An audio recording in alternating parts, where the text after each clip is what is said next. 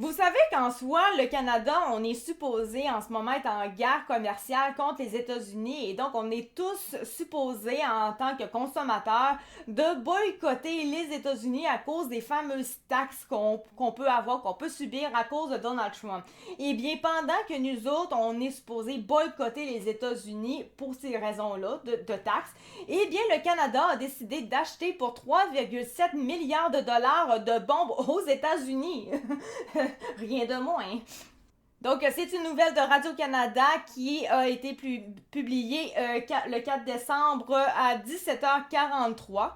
Donc, comme ça dit, ce contrat d'armement comprend la vente de milliers de bombes de tout type, dont jusqu'à 3414 bombes Blue 111. J'ai aucune idée c'est quoi ce type de bombe-là, mais ça reste que c'est une bombe et on parle quand même de 3414 bombes, donc c'est pas rien. Et plus de 3100 bombes GBU 39 qui sont destinées à frapper avec précision des cibles fixes, ainsi que d'ogives pénétrante.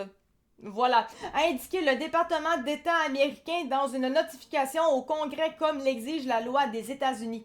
Cette transaction, comme c'est dit, contribuera à améliorer la capacité militaire d'un allié de l'OTAN et améliorera la capacité de défense crédible du Canada pour dissuader toute agression dans la région. Carney avait annoncé en juin que son pays consacrerait cette année 2% de son PIB à la défense pour atteindre l'objectif de l'OTAN avec une demi-décennie d'avance sur le calendrier en raison des menaces qui se multiplient. Il avait aussi annoncé que le Canada voulait réduire sa dépendance militaire aux États-Unis et que la nouvelle attitude américaine sur le plan international avait de lourdes conséquences.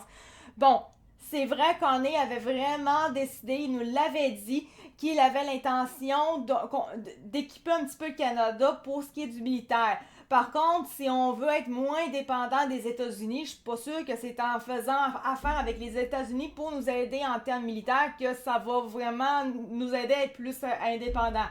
En fait, on est plus dépendant encore parce qu'on fait rien de notre bord pour essayer d'avoir des bombes.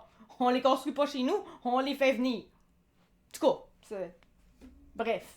Les deux principaux bénéficiaires de son contrat d'armement sont Boeing et RTX Corporation. Donc voilà, c'était la toute petite vidéo. Je ne vais pas lire le reste parce que le reste est redondant. Vous l'avez devant vous, là, mais je ne lis pas ça. Là. Moi, là, c'est du narratif et je suis tannée d'entendre ça.